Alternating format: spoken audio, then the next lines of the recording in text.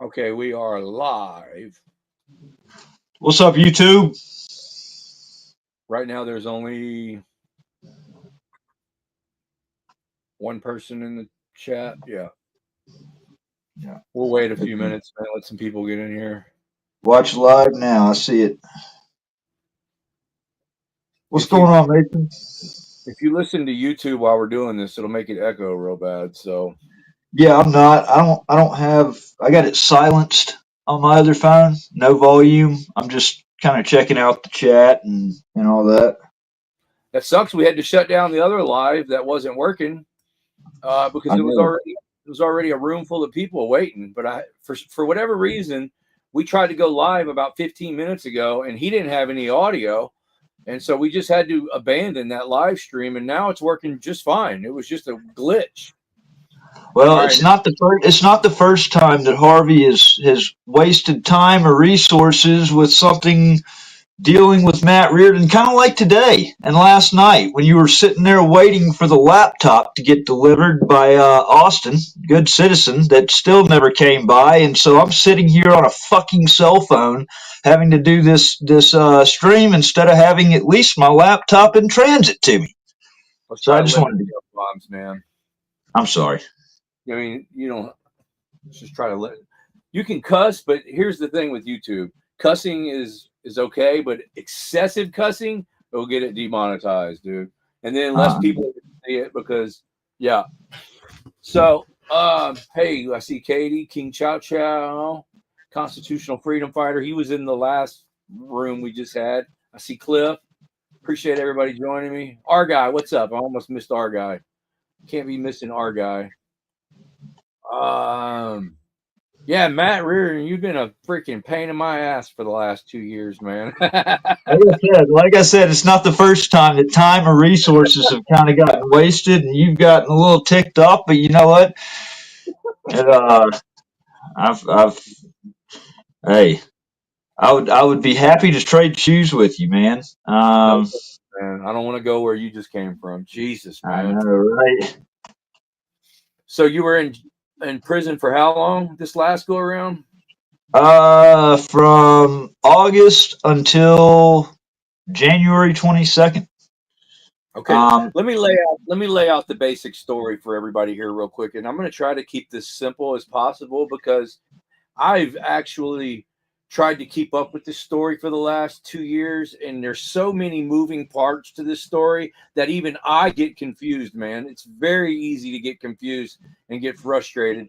So let's just I'm going to try to simplify this and lay it out real easy for everybody. And we'll watch a video. Somebody donated $5. Who was that? Appreciate it, bro. King Chow Chow. Who was it? King Pin? Chow Chow. So basically, here we go. There we go. Okay, so Hey, welcome everybody. About 2 years ago, Ninja invited Matt Reardon from Mississippi to come over here and hang out. I had never even met you or talked to you ever. Okay. And then I remember the night that you came over here, Austin and Ninja were like, hey, he's coming. Well, you stopped at Ninja's house first and hung out with him for about an hour, and y'all went live. And after you left Ninja's house, you were driving to Galveston to meet me and Good Citizen News for the first time. I still had never even spoken to you, but you were live streaming your whole way to Galveston. And there's only one way in and one way out of Galveston. And look, Matt came from Mississippi, man, and those tyrants over there really don't like him. They watch everything that he puts on that YouTube channel. So we still believe to this day that they were watching him go live into Galveston, and somebody called and ratted on you, man, because Galveston was waiting on you. Hold on, let me finish. Don't interrupt me. They were waiting on you when you came over that bridge, and then the fact that when you came over the bridge into Galveston, they immediately got behind you. And I've seen the body camera footage. You were swerving, and then that gave them the reason to pull you over because you were live streaming on your phone, and we'll watch that here in a minute. What did you want to add to that, Matt? No, I was saying it's more than we just believe. We know it's and what we don't 100% know is about the whole Bobby Kennedy. I don't know what the hell's wrong with that guy. That guy's off his Oh, rocker. But let's not. what we do know is we have recorded calls from 2 Lafayette County Sheriff's deputies that actually were on the phone with Officer Olstein. Those are All the right. calls were recorded. Let's just slow down, man, please, because we're going to get everybody confused. All right. Here's what everybody needs to know. Before you came to Galveston, you had just been released from prison in Mississippi. Right. And so when they released you from prison, you were on supervised probation, correct? Unsupervised. Unsupervised. So basically, you weren't allowed to get in any kind of trouble, or you would violate that. Correct. And so, yeah, it's just crazy. And he was on the reason he was in prison to begin with in this tyrant ass county was for recording the mayor in public. So this guy actually went to prison for recording the mayor in public in Mississippi. And then when they finally let him out of Mississippi, he knew, okay, I got to get out of Mississippi. These bastards have got it out for me. They already put me in prison for a constitutionally protected activity. So he tries to come to Galveston to start his life over. And as soon as he comes into the city, he gets pulled over. And make a long story short, they gave this man a DUI, and he was completely sober. And that we got him out of jail. He was going to have his day in court, but Mississippi violated him because they had just let him out of prison. So then they extradited him, drug him back to Mississippi, and this man's been in prison for almost 2 years. And it's all been fabricated bullshit.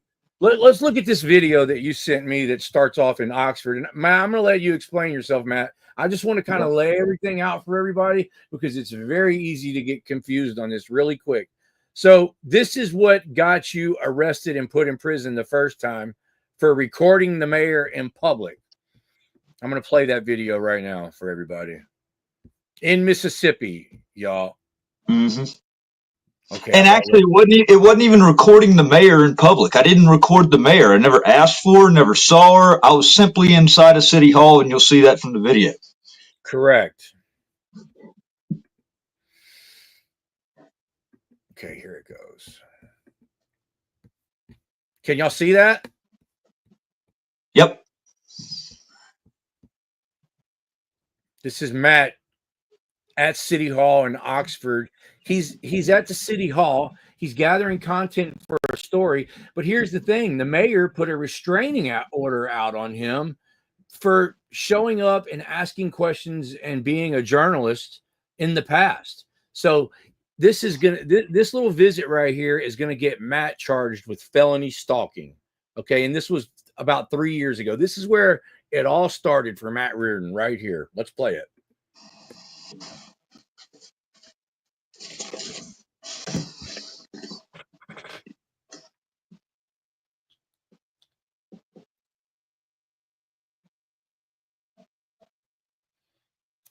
It stopped playing for some reason.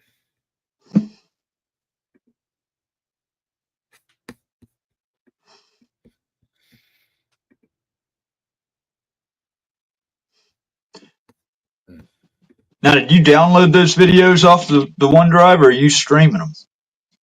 No, I didn't download them. I would have downloaded them, man. Just played them straight off of your. They weren't that big. Well, now it's not playing. Let's go back. Yeah, close it and reopen it.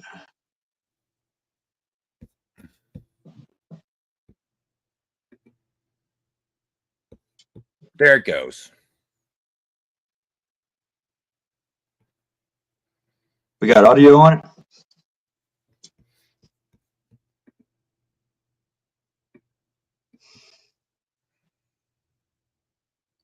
I don't think his body camera started yet. I have the audio on it.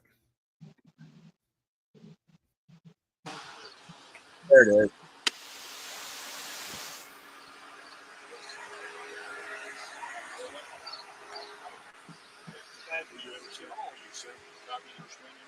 If you're talking about the candidates, the bullshit restraining order they took out on me back in 2017, that was all sham and it needs to be down. But it didn't have to say that I couldn't go into City Hall. In fact, The Matt, First Amendment. Matt, let me talk for a second. I didn't get to finish what I was saying. All right? Mayor Tannehill is in the building, and you have a restraining order from Mayor Tannehill against you. That would mean this building that she's in, you cannot go into. Are you clear with that? First Amendment gives Matt, I'm not here to argue that. no rules from the Constitution, and the ability to petition the government for redress of any grievance. Okay.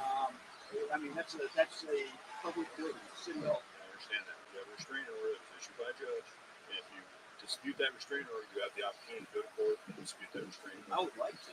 Okay, then that's on you. Okay, that's going to be on you to do. But in the meantime, I just want to make it clear that you're not allowed to go in this building anymore when the mayor's in the building. You understand that, right? Okay. I can't believe I'm actually hearing this.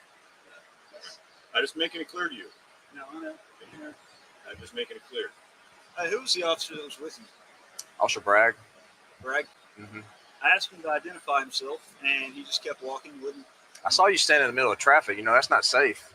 We'd hate for something to happen. You know, people can't drive in Oxford. We'd hate for somebody to get hit by a car. Okay, so it probably wouldn't be smart to stand in the middle of the road again. I was watching out for traffic.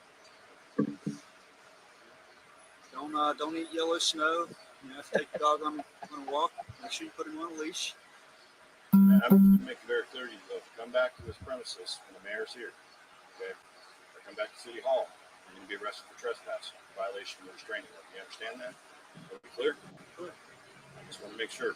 Because you said you weren't sure that you even had a restraining order. No, I'm making it clear that you know you have a restraining order. I knew about the Tannehills. Well, wouldn't you surmise that if a person that you have a restraining order against you is in the same building that you're walking into, that may include the building that you're walking into?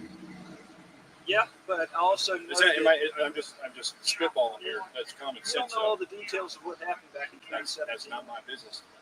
All I know is that I got to enforce a restraining order lawfully issued by a judge. Okay? I'd like to know who called. I don't know who called. Okay? What I'm saying is that you're clear that there's a restraining order now. You're clear that if the mayor's in the building here, you cannot come in this I building. can't even go to the first Well, layer. what does your restraining order say on the amount of feet or how far are you supposed to be I away don't know, but if I have to do Where's your restraining order? I have no clue. Were you served? Yeah. So where's your restraining order? But it was. Matt, let me give you a piece of advice. If you're gonna start questioning a restraining order, you should at least know what's in that Yes. restraining order. That would include the amount of feet or distance you're supposed to be. I mean, So to be go on, honest let me with get you, a copy of your the legitimacy of that restraining I'm not order here to argue is toilet legitimacy. paper. I'm not here to argue that. I'm not arguing with you about that at all. That's not none of my business. I don't make the rulings. I'm not the judge. I'm not the one who filed the restraining order. I am here to enforce the restraining order. And if the restraining order, which you don't seem to be too familiar with, says you can't be within a certain amount of Yes, sir. feet. Pretty sure, right? Hello. Yes, sir.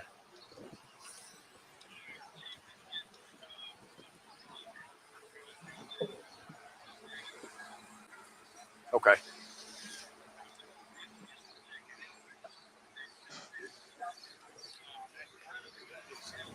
Right.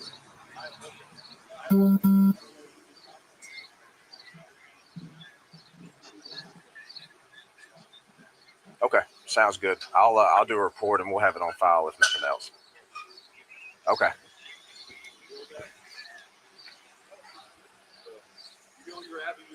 Okay. Sounds good. Thank you. All right. Bye.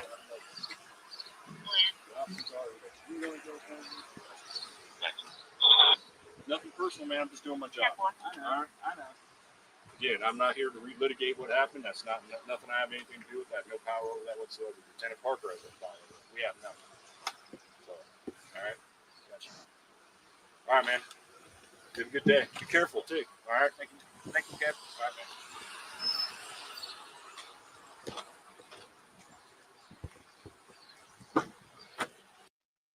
Okay, so that's basically the end of that video. And you guys basically, after this incident, they charged you with felony stalking. Is that correct, Matt? That's correct. That is correct. Yeah, it was. There were lies in the police or in the MBI report. So what was odd about this is that it was squashed at that point. He said if I came back that I would be charged with trespassing and violation of a restraining order. I said I would take the matter up with the court. issue should have been squashed right there.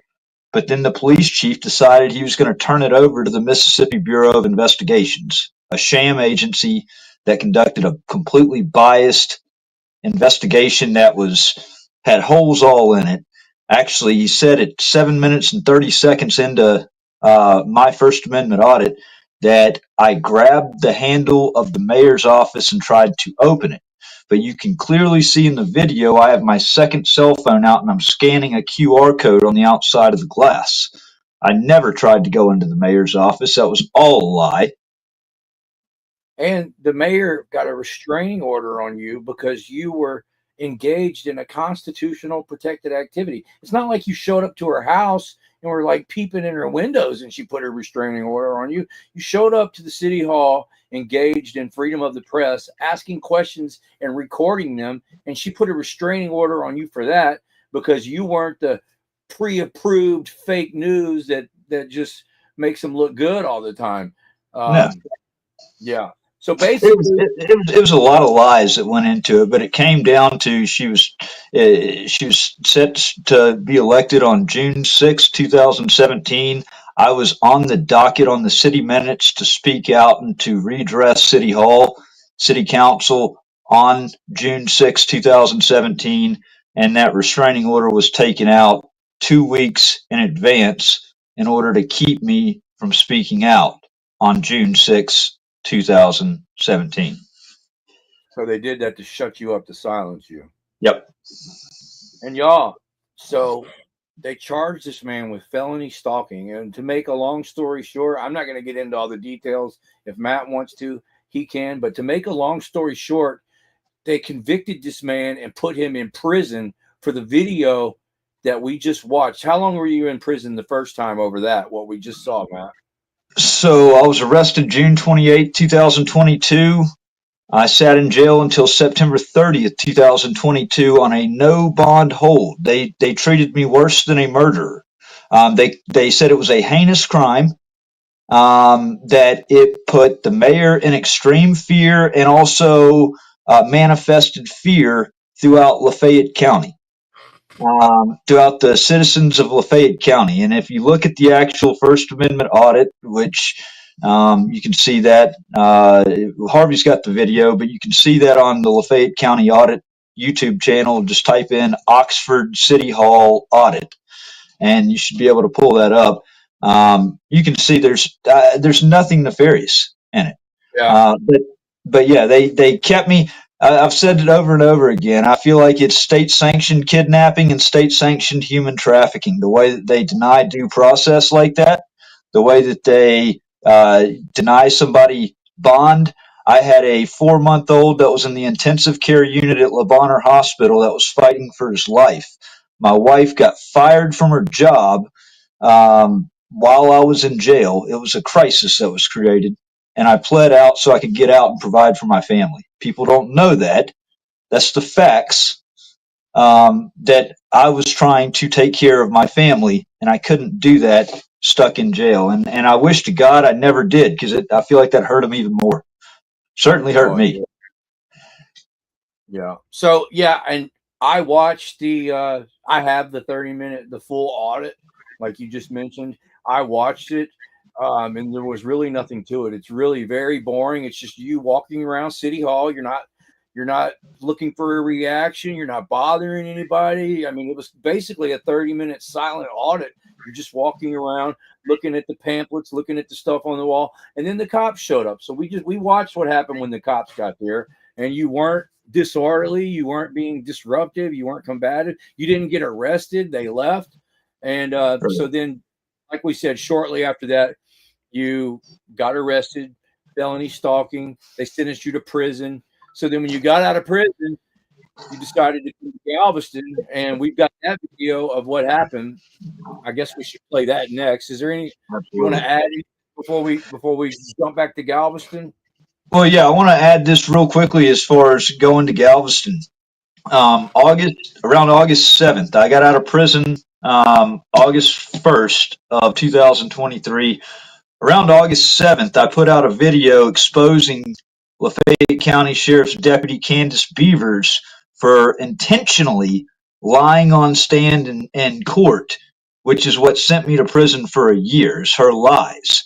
And I put the proof out there with the transcript, with the recorded calls. That video got a lot of traction. I think it got like 40,000 views and like right away.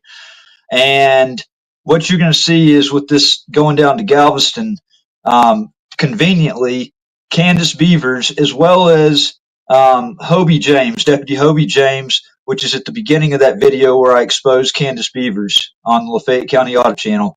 Both of them call Olstein. There's recorded calls of them on the phone with Olstein conspiring to have me arrested. So this is where it gets into the Galveston stop and just how improper, conspiratorial everything was. This is a multi-state conspiracy, folks. This is not just some localized. This was direct retaliation from these officers, from these deputies that got exposed for lying on stand in court and sending an innocent man to prison for a year.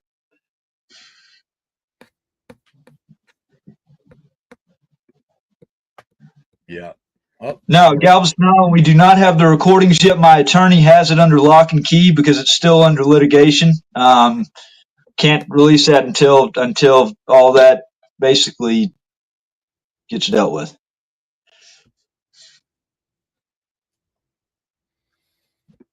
I'm going to try to move this over there. Yeah, I will never go live on YouTube again. That just gives away your position. Never.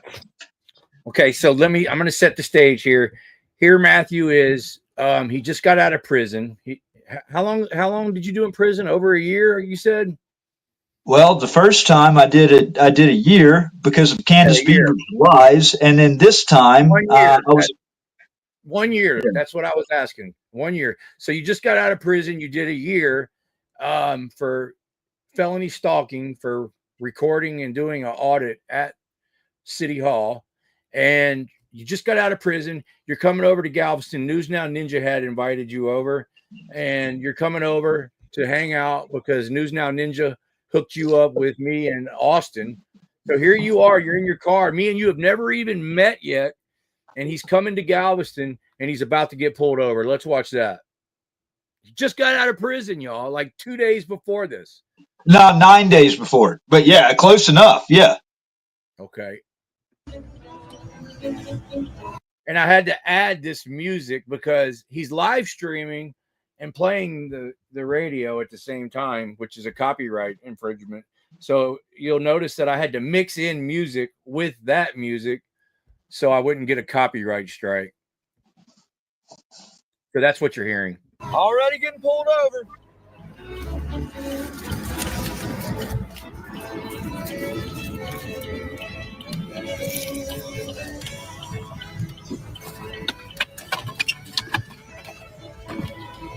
Yes, sir. Officer Murph, GPD, you got your driver's license, man? Yeah, can I ask what you pulled me over for? Yeah, sure. Several things. Fail to maintain a single lane, turn signal. I'm new. This is the first time being over here, so I was trying to find it. Trying to find my friends. All right, you got your driver's license? I actually don't, but I can give you my number. Okay. Do you have any form of ID on you? I don't. No. Never roll your window down any more than just a little crack for two reasons. You don't want them reaching in and grabbing you, and you don't want them lying like these cops are going to lie and say that they smelled your breath and smelled alcohol on your breath, which is exactly what's going to happen. You can say everything you need to say through that little crack, and you can present your ID and your driver's license and your insurance paperwork up against the glass. The law says you have to present it, not hand it to them. What's your number? It is 801. Wait, so before I give you this, you said that I was failing to maintain a lane. I've actually got the cam right here that shows that I was driving straight. I was literally. That's fine. I've got my camera too. Okay. Quick question, Matt. because I sent you a package the other day, and in that package, your dash camera was in there. Were you able to retrieve the footage out of it? So I checked that, and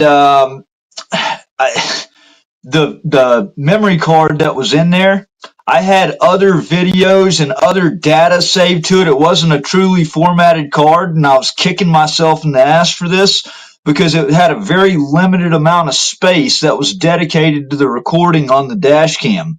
And so it was steadily looping, recording over itself under a short amount of space. So when it was steadily going, like whenever I got pulled over, I plugged it into a power bank so it would continue to roll. And as it continued to roll, it continued to tape over itself until it ended up dying. The battery bank died whenever it was towed to the towing lot. So yeah, it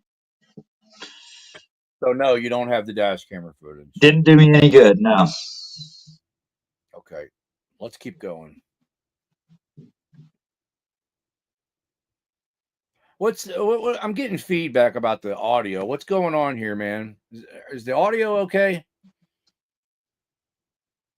Sounds fine to me. I've seen like 2 comments out of thousands, so we're just gonna keep going. I'm not gonna worry about it. Yeah, your sound sounds fine to me. You are too quiet. The ones means it's good. Audio is perfect. All right, we're just gonna keep going. You can't make everybody happy, man. Somebody's always gonna complain. Sounds good. Thank you, y'all. Can you give me your number? What state is that out of? Mississippi. Mississippi. What's your last name? Reardon. It's what? Reardon. Reardon. Can you spell that for me, please? Reardon.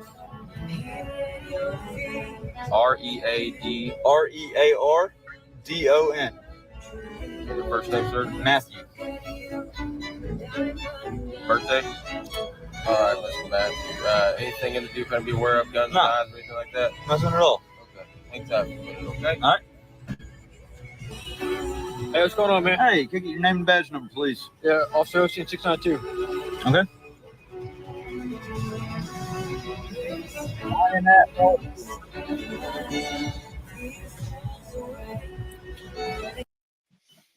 Lion ass Olstein right here. Yep. He's gonna lie and says he smells alcohol. Yeah. All right. You doing all right tonight? Yeah, how are you? All right.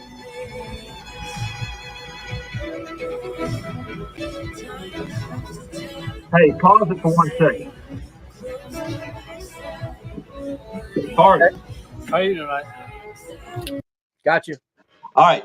So I want you to watch this right here. The way that, first of all, it's almost like he's done his hair up because he knows he's going to be on video. He's groomed himself up because he's trying to make himself look good on video. But notice how he's got an evil stare. How he keeps just basically glancing off and into the car, and watch what's coming up right here when I tell him that he's live on YouTube. That I was meeting up with with my friends that are recording him. You can see he gets really mad, and that's when he comes in with the odor of alcohol. This is him, directly retaliating because he hates the First Amendment community. Yeah. Yeah, he really, when you told him that you were there to meet us and we were your friends, that you can see the shift going. Yeah. Like you can see the light bulb go off in his head. That was a mistake. You should have never said that you were there with us. But yeah, watch him whip his head around as soon as I say that. Like you can just see the frustration coming off of him. It's you can cut the tension with a butter knife.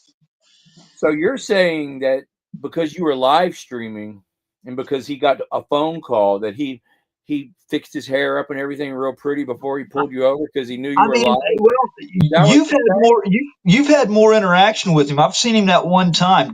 Does he normally have his shit all just groomed up, like extra groomed up like that? It's almost, and I've heard a couple of people say the same thing. It's almost like he knew what he was walking into. Yeah. And I don't know. Does he always look like that? No, I've recorded just I've recorded his lying ass numerous times, and he's never been this groomed, this well groomed in any of my videos. Right. But it almost looks like he's got moose in his hair on this one. It does. Yeah. It does. Yeah. All righty, let's keep watching. Shit's about to get crazy. If y'all haven't seen this video before, it's about to get insane. And like Matt said, the gear shifted once Matt told him, because me and Austin are going to show up here in a couple of minutes and start recording from the sidewalk, because we were waiting on him. And he actually passed us up. When he came over the bridge, we were at the gas station waiting on him. If he'd have been paying attention to what he was doing, or he got lost, he was new to the area. You know, he shouldn't have been live streaming. That's probably what distracted him, the fact that he was live streaming. But he passed us up and got pulled over. And there was a moderator in his live stream. Her name is Karen. And she was like, Karen's the one that got a hold of me and told me he just got pulled over. Y'all go find him. So when we got that message that you had just got pulled over, Broadway, I mean, the street you came in on is Broadway, and it's the main road. So we walked to the street and looked down the road, and we could see the blue lights way down the road. So we knew that was you, and we're about to show up. And like you were saying, I kind of went off on a tangent, but the tables turned on you when you told them that you were friends with us. That's what we're about to see. All right, let's keep going. No, just touring Galveston. First time being to Texas. First time being in Texas? Yeah, hadn't been through Texas. I do a lot of traveling around the country, but this is the first time actually coming through Texas. Wanted to see Galveston. You auditor, man? I don't answer questions. Okay. You heard that? Officer Olstein asked him if he was an auditor. Why is that important? And where did he come up with that from?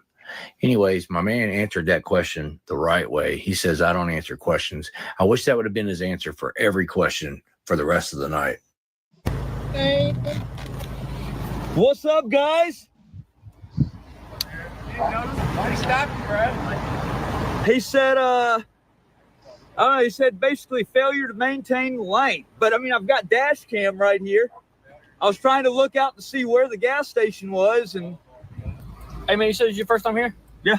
Hey, what's your name? It's Matthew. I mean, y'all look up. Okay. Do you have his license on you? No. It's Matthew. Matthew what? Reardon. Matthew what? Reardon. Reardon? Yeah. Okay, what's your date of birth, man? March. The guy not write it down? Okay, well, where are you headed to, man? Right here. Right here? Yeah. Okay. Meet up some friends. Okay. They're literally the ones taping you right now. Okay. I'm live on YouTube. All right, Mr. Matthew, I'm going to ask you a question. I need you to be honest with me, okay? Yeah. All right, have you been drinking all night, man? Not a single thing. Okay, then why can I smell alcohol coming from the car? I hadn't had a drink, dropped a drink for 3 years.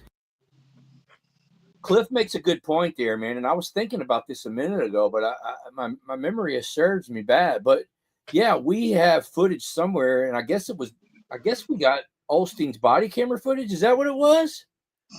Yep. So the lawyer has Olstein. So Galveston is very.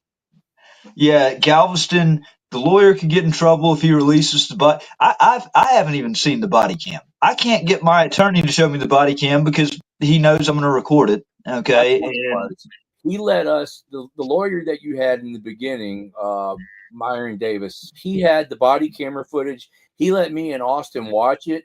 And in that footage, Olstein, because Officer Murph is the one that made the stop. But once Olstein realized that you were an auditor because you were recording, he told Murph on his body camera, this guy's a First Amendment auditor. I'm going to take over this stop.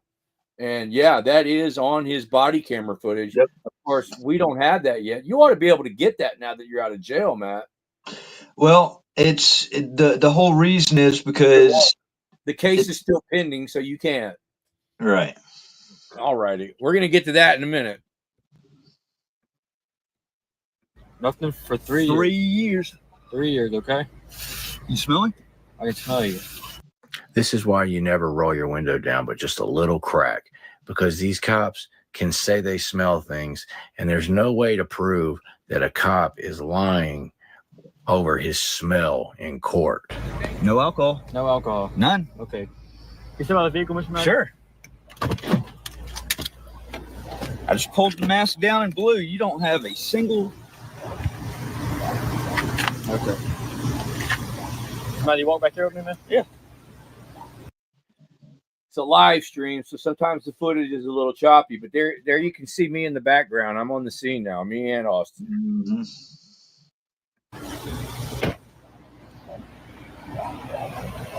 So you're telling me, Mr. Matthew, you haven't had a drink in 3 years? 3 years. Okay. On my kids. So it's all about alcohol. On my kids. 3 years. All right, Mr. Matthew, you mind doing some tests? Make sure okay to drive, man? I mean, do you smell alcohol in my breath? I hadn't had a single thing to drink. That's not answering my question. I'm not taking.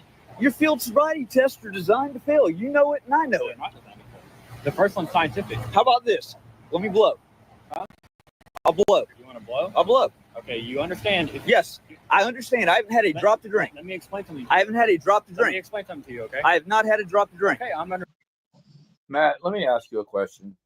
If you could do this over and do anything different, what would it be?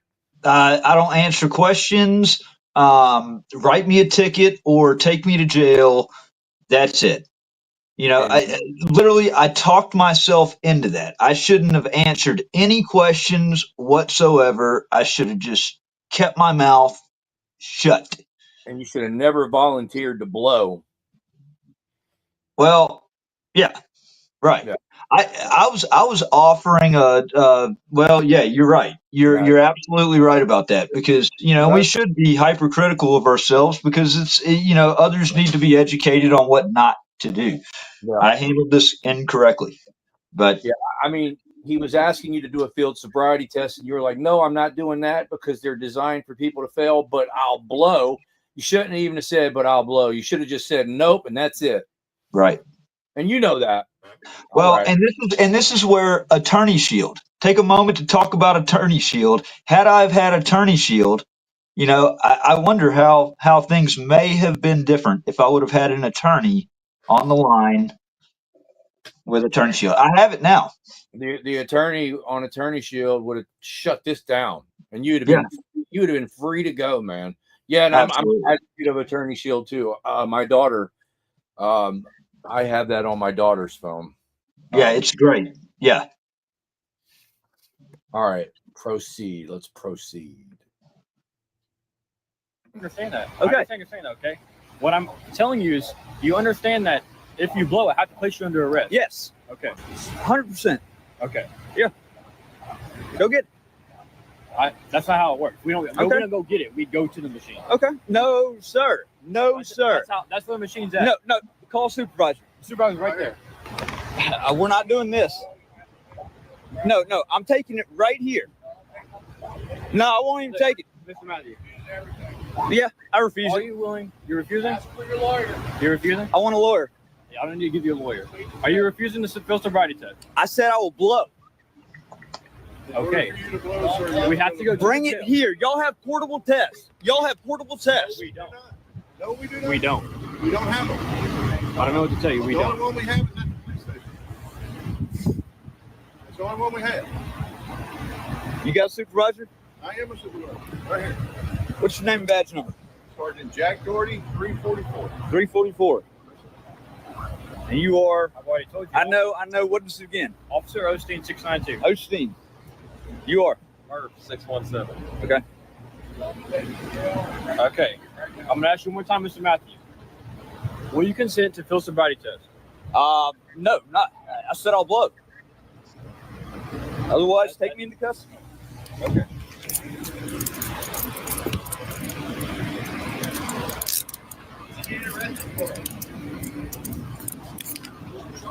Suspicious DWI. Hey, can you get my gimbal? Right, man. He does not want to do the field sobriety test. The sobriety test is voluntary. He requests to blow it. I said I would blow. When I blow, you're To search that car. Just towing it. That's why. You see how they flipped that around on you? Because you said you would blow. So then they don't have a portable breath test. So in order for you to blow, we got to take you to Yeah, we got to take you to the police department. And then when you said, no, I'm not doing the field sobriety test or whatever, I think you said, I don't know what you said. Take me to arrest me. I'm not doing it. If you're going to arrest me. And then they arrested you. But they did it under the guise. They did it under the guise of, we're going to take you to the station to blow because that's what you asked for. That's what they said. Yet another example of guilty until proven innocent. Yeah. You know, you have to get arrested and then have to go down there and have to be charged with suspicion of a crime and prove your innocence. Because until then, you're automatically presumed guilty. Exactly. I think here I switched to Austin's footage because they had took your camera away. Let's see what's in this. Once they take him into custody. How can they take him into custody? There's no crime. I'm gonna tell you what, man. This just reminded me of something. Austin really pissed me off this night, man, because I was sitting there arguing on your behalf. I knew what the hell I was talking about. I consider myself an expert on DUI investigations, and Austin was agreeing with the police and disagreeing with me, and I felt like I was being gaslighted by both of them. But y'all are fixing to see this. I got heated with Austin on this crap, man. Watch. Fine. Suspicion. If he blows zeros at the jail, are y'all gonna let him go? Suspicion is not a crime. Sergeant Doherty, or is it Lieutenant? You need to let him go, man. Is it Lieutenant or Sergeant? It's Sergeant. If he blows zeros at the jail, are y'all gonna let him go or? That's up to the officer. Okay. What we're doing right now is exactly what he wanted to do. Well, I know. I was just curious. What he wants to do. Oh, no, I was just curious. All he had to do was take the test. I know. I'm just curious as He to. didn't know. He requested to take a breath test. The breath machine is at the county jail. We Yeah, don't have. I understand that. I understand that. He doesn't understand y'all don't have them. Yeah. No, but so if he goes to the county jail and he blows zeros, like then you'll have nothing to hold him on, right? I don't know what the initial stop was. I haven't got that far yet. Okay. Okay. Well, I think he said it was something like failure to maintain lane or something like that. I don't know. Okay. I got to review body camera. You know.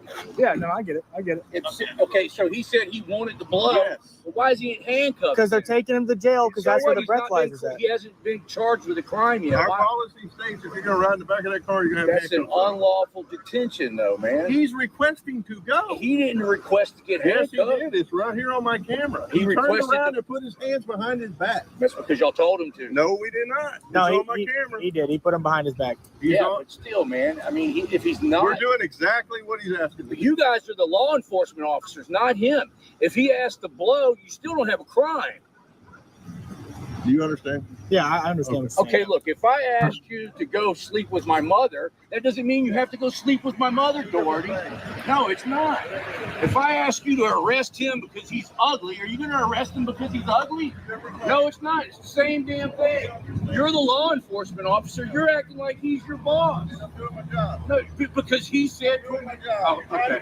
So if I say put me in handcuffs right now, you're going to put me in handcuffs too? Go ahead, put me in handcuffs. No, I'm asking you to. Well, that's what I'm saying. He didn't do anything wrong either. He's got to go to the county jail to blow in the breathalyzer. Suspicion is not a crime, though, man. He wants to go blow in the breathalyzer. Yet they wouldn't let me blow in the That's what breathalyzer. I'm saying. I'm putting my hands behind my back right now saying, put me in handcuffs. Why don't you do it to me? No different. Who's all in here? There's no crime yet. So they've got him in the back of his car handcuffed. There's no crime. He's talking way too much, man.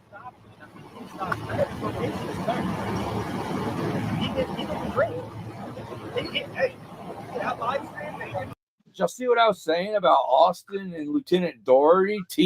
It felt like I was arguing with both of them. Cream of the crop. Cream of the crop. I'm like, geez, I was expecting Austin to back me up, and he freaking agreed with the cop. And you saw how Doherty just got a rise out of that because then he turned away from you and he was like, "You understand what I'm talking about," knowing that he was getting the affirmative right and then there. They both gaslighted me like I'm the stupid one. Yep. Yeah. Well, we all know Austin was a failed activist. He doesn't even do it. Whatever, man. I don't know. I don't know what he's doing. Let's keep watching, or I get mad. That was the best thing that could have happened to him.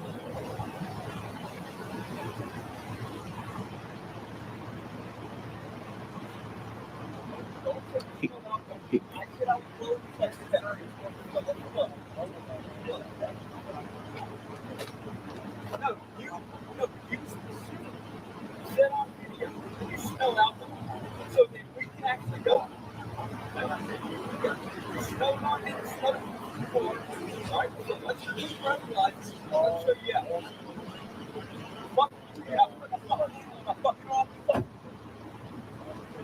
So what just happened? I don't know if y'all could hear that or not.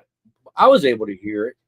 So they first said they put the handcuffs on him because they're going to take him to the station to blow. But now Olstein was just telling Matt in the back seat, well, we're going to take you to the hospital and draw blood. You could hear Matt screaming, y'all ain't sticking a needle in me. Fuck this. So this is why you don't never, it's not ever good to cooperate with police. Yep. And, they say it'll be best for you if you cooperate, but it's not, man. You need to stand on your rights and don't cooperate with them. And you have to know your rights because cops are allowed to lie to you. The Supreme Court has ruled that. And if you don't know your rights, we've all been raised to trust cops and do what they say, but they lie to you. And they're not going to tell you what your rights are. That's why it's on every person's responsibility to know their rights and stand on their rights, man. Because this is the kind of crap that happens when you try to cooperate and be honest with them. This is what happens. Matt tried to cooperate and be honest, and this is what happened. They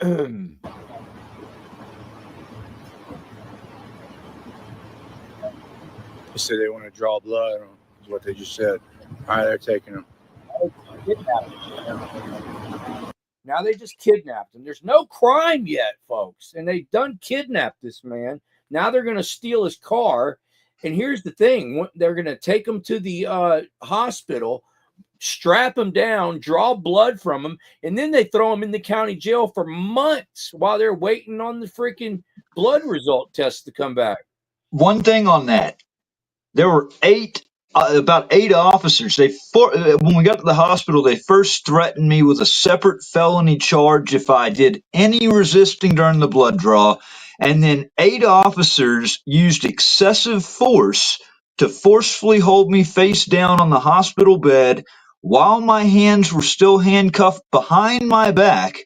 And the nurse kept sticking me in the arm and the forearm over and over with the needle. Okay. It is policy and procedure that your hands must either be unhandcuffed or handcuffed in the front. So when the hospital did that, and when these officers used excessive force right there, okay, well, the hospital made themselves liable right there, as well as these officers are now on body camera, A, threatening me, and B, using excessive force. Just want to point that out. Can't wait to see that footage. And y'all don't go anywhere because here shortly, we're going to tell you guys what the blood results were. So hang around for that. I want to say this is the end of the video, but there's still 4 minutes left. Let's see what's on the end of this 4 minutes because I don't remember. He should have kept his mouth shut. He should have asked for his lawyer, and he shouldn't have answered any questions. He should have said, write me a ticket or take me to jail or let me go. And he'd be out of here by now. Are going to look like idiots, man, when he comes back sober. That's why they're drawing blood. They're hoping just to find anything at this point. First it was they smell alcohol. Now they're drawing blood just to find anything. Yeah, they don't have probable cause for this shit. None. They have no probable cause for this. That's why I lost my mind. He volunteered to do this shit. So they charged Lafayette County audits with a third offense, felony DUI. They had no probable cause or evidence other than him swerving allegedly. And the man was live streaming when he was driving and lost. So that was a perfectly good reason for him to be swerving. They didn't get a breath test. They didn't get a field sobriety test, and the blood results have not came back yet. But this man is in the county jail with a $10,000 bond. This reminds me of something that happens in North Korea. Okay, so oh, I just had a brain fart. What was this just saying? Hold on, let me rewind it. Allegedly, and the man was a third offense felony DUI. Okay, that's what it was. Okay, so they didn't even charge you right because it was not a third offense DUI. Matt, can you explain that? And then they had to change the charge to, so they initially charged him with the felony. They got that wrong. And then they had to change it to a misdemeanor months down the road because it wasn't a third offense. Yeah. So we can thank Lafayette County Sheriff's Deputy Candace Beavers for that. That was the substance of her conversation with Olstein, was that she had arrested me in 2021 for DUI in Lafayette County for the odor of marijuana. And they got rid of all this evidence. They got rid of all the camera footage. There was never any kind of evidence that I ever had any marijuana in my system whatsoever. And it was a kangaroo court trial where I was convicted without a jury. And in Texas, it has to be a final conviction before it can be used to elevate it to a felony charge. Well, that 2021 DUI from Lafayette County is under appeal. In fact, right now it's in the Mississippi Supreme Court. It never could have been. In fact, it was never on my NCIC criminal history background check. The lawyer even saw that. The cop saw that. When they ran my criminal history, they never found anything on Lafayette County. They simply took Candace Beavers at her word. Okay. And this is where it starts to play into the Lafayette County conspiracy, because all along, what they wanted was for me to be charged with a felony. That was all they needed, was just simply for me to be charged with a felony. Didn't have to be convicted, just charged with it, so that they could then extradite me back, revoke my unsupervised probation, and put me back in prison, this time for 2 years, just based on being charged with a felony. Proceed. I don't know what's left on this. I know I got to fast forward it again because we already listened to this, but I needed to rewind it because I lost my thought. Something that happens in North Korea. Well, he thought they had the mobile ones. He didn't know that they had them down in the jail. He fucking put his hands out like that and said, "Go ahead, cuff me, take me," and they did. But still, it's still unlawful detainment, dude. If I tell you to jump off a bridge, that don't mean you got to do it. They had no probable cause. None. Zero. The only thing they have is he said, "I'll take the breathalyzer." That was a big mistake. They had zero probable cause. None. So let me get this straight. Your probable cause was he said he'll take a breath test?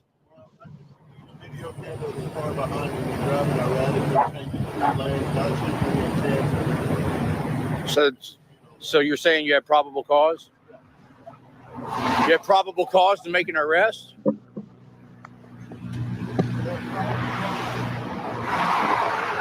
Yeah, probable cause to make an arrest. Because you guys,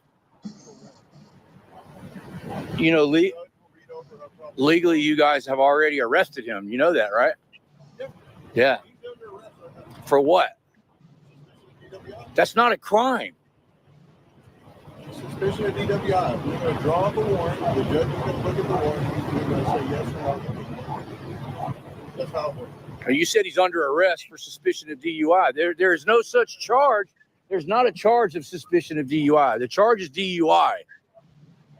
Okay, so when we go and do the warrant for a blood draw, the judge sees the probable cause, the very little warrant before sign off. So you guys, Right.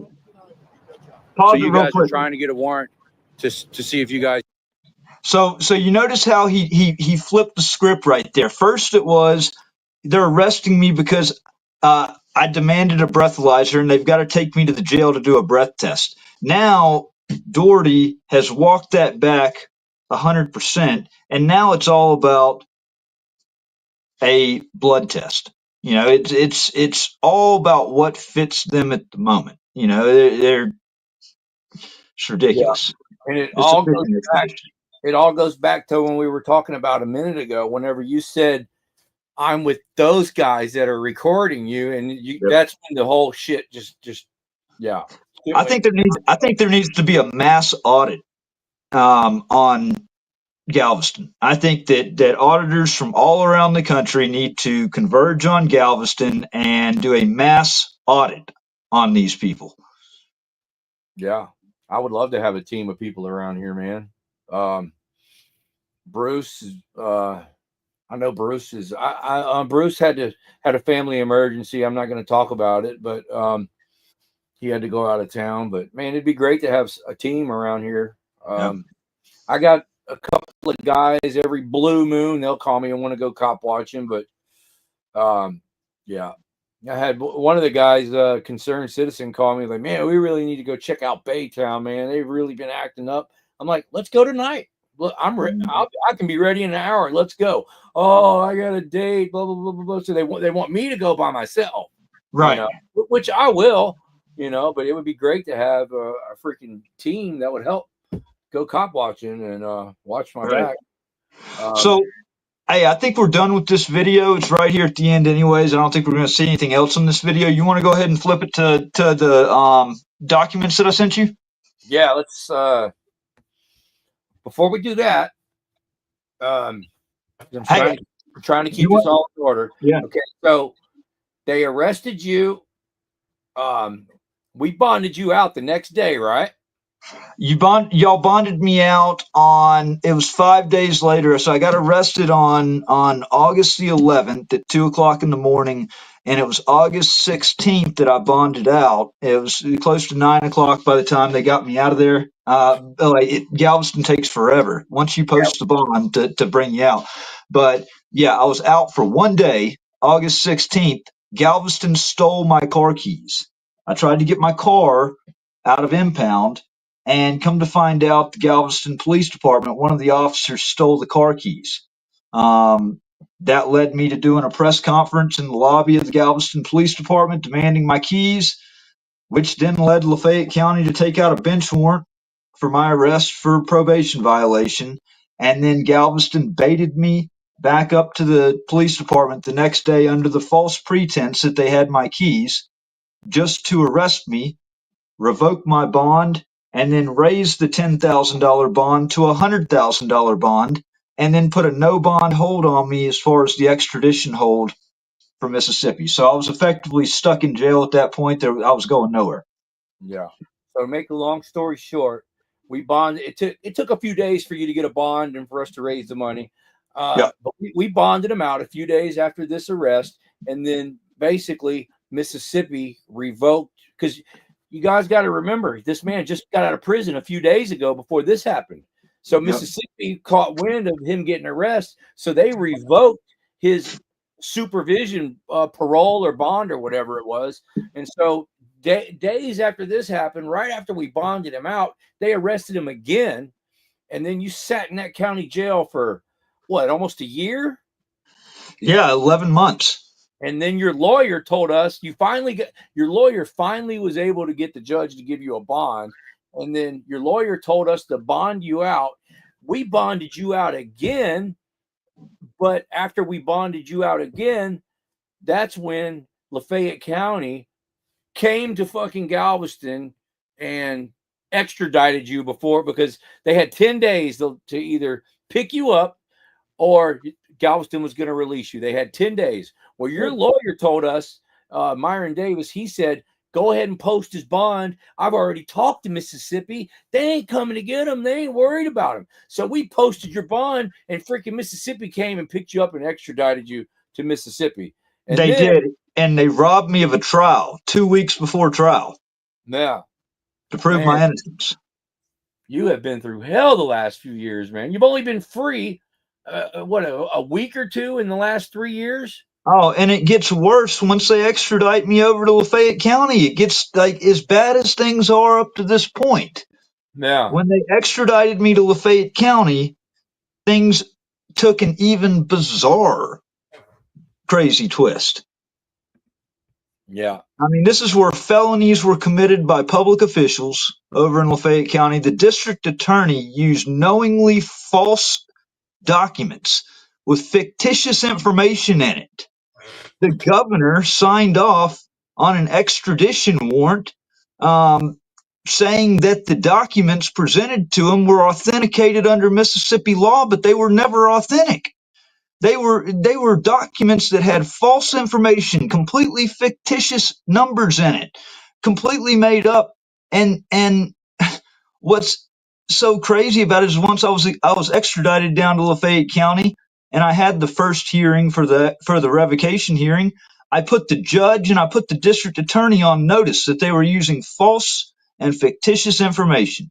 And you'll see this in the transcript that Harvey's going to put up, that I said it over and over and over again. And yet they still used the false and fictitious information. It's honestly, it's 97-7-10 in Mississippi, fraudulent statements and representations. When false documents and fictitious information is used, particularly when he was put on notice about it, and he still used the same information, and they sent me to prison, or they gave me a 2-year prison sentence for it. Like, are you kidding me? Oh, lawsuits are coming. Trust me. That's already there's no ifs, ands, or buts about it. There's no way that this is ever going to be condoned. I've already got attorney representation for all of that. This time around, I'm not going into it unprepared. This time around, they screwed with the wrong one. You know, I'm sick and tired of this shit. It's got to stop.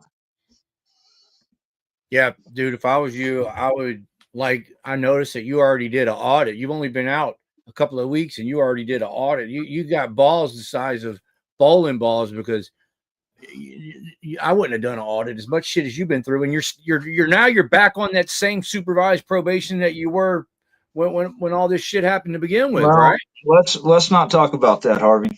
Okay. Okay, so which one of these in this email you sent me? One, two. So it's gonna be the first one that I sent you today with the Dropbox or with the OneDrive links. It's gonna be the one before the one with the videos. Okay, I had the wrong screen up. Yeah. Important docs. Oh, let me answer this question, because Wingspan Angel just asked a good question about, did I figure anything out about my car?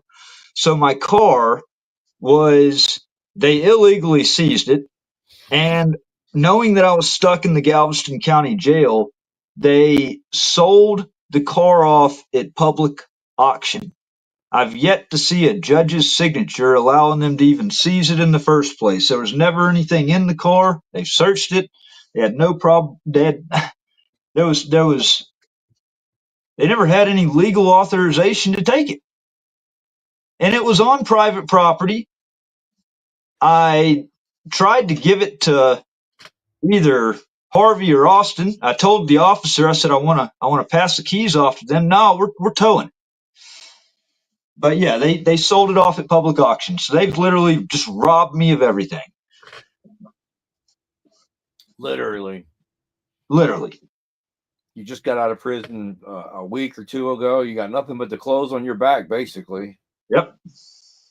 And I'm not sure if you even want to talk about where you're at, so we won't get into that unless you want to.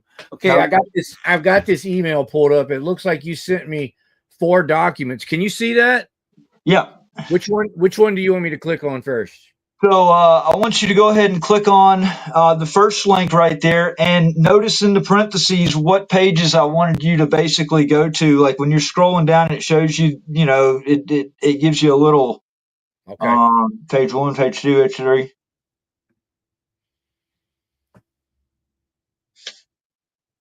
Now it opened up a new window.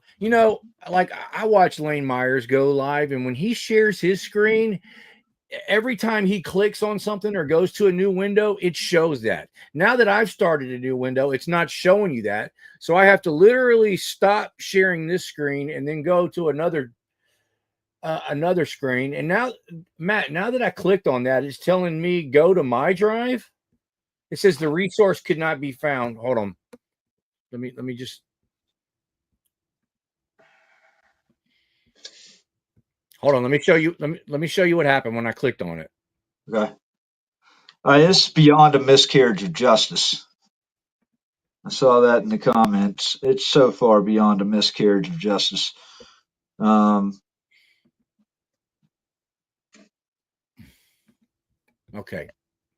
So I clicked on that first link like you told me, Matt, and that's what popped up. Really?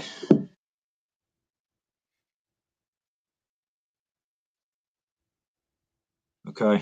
Want me to try it again or what? Well, I can actually, I've got this right here. I'm about to send it to you right now. Send it to my email. Yep. I'm sending it right now. Copy link. Gmail.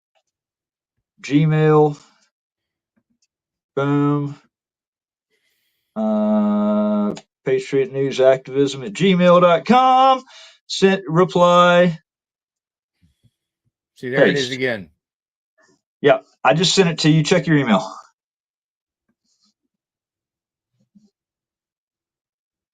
Oh, it worked that time. Did it? Yes, it worked that time. Hold on. I got it. It worked. Okay. Now I got to stop this screen. Stop. And then I got to represent the new screen that popped up. I got to figure out how Lane does it where no matter what he does, it shares the screen.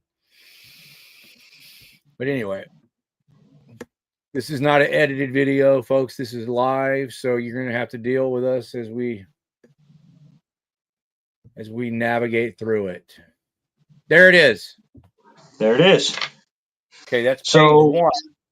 And let me look at what the email I sent you. So 1 of 19. Sent. Okay. So pages 7 to 12. All right, there you go, Matt. There's page 7. Okay. So let's see. 7. Leroy. We got Leroy right, in the chat. So basically, right here at the bottom of page 7, going into page 8. But the bench warrant that was executed on August 17th, 2023, I purport to be a false document.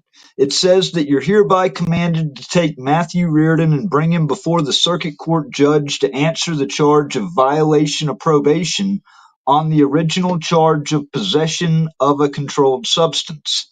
I've never been charged with possession of a controlled substance, and I was never on probation for possession of a controlled substance.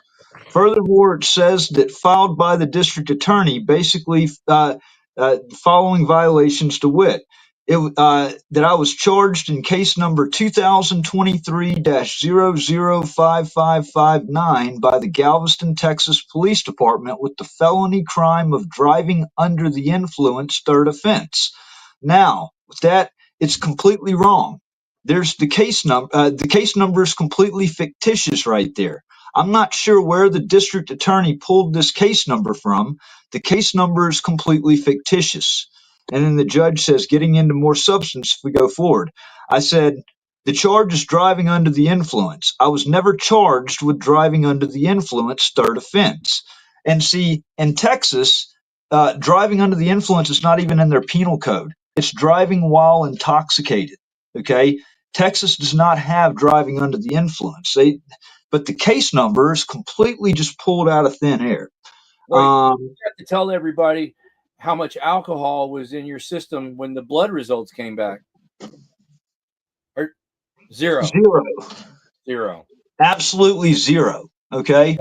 Now, this is where, go ahead and we're pretty much good on that transcript. Go to the next transcript because I want to show you what Olstein has to say. Now, let's pull up lying Olstein. I can't wait to hear this. Oh, yeah. Let's hear what lying Olstein has to say. Lying ass Olstein. Lying ass Olstein. So, and I won't even touch on what that first page 5 and 6. I'll just basically summarize it for you right here. Basically, so that first transcript that I just read was from July 11th of 2024. That was the first revocation hearing. The judge continued that out 7 days to July 18th to hold the final revocation hearing on July 18th. So that was a week's difference. I put the court and the district attorney on clear notice that they were using false and fictitious information.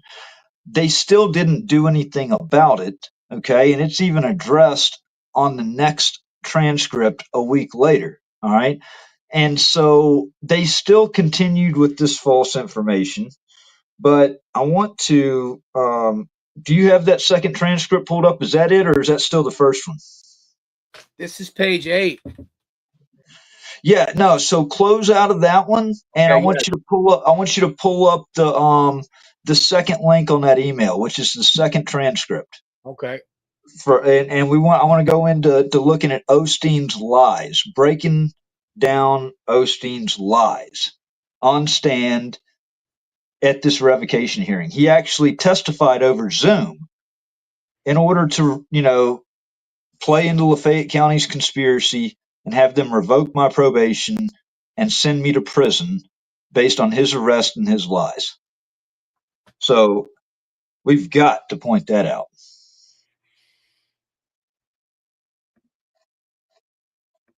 Okay, He is a sorry sack of shit for an officer.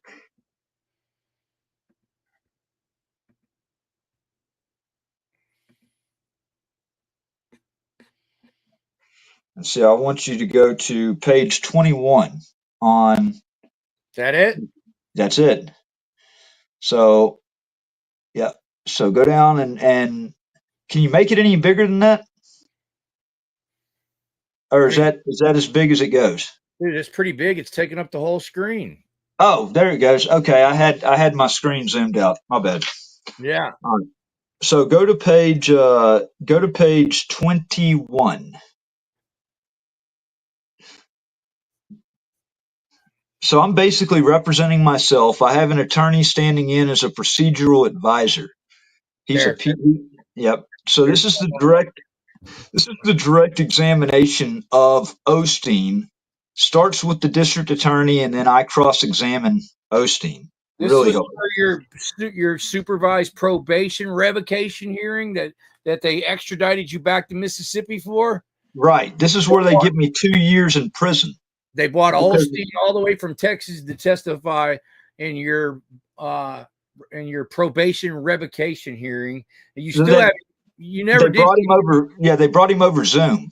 Yeah, they never did convict you for the DUI in Texas, but this jerk face still testified that you were under the influence, which is ridiculous.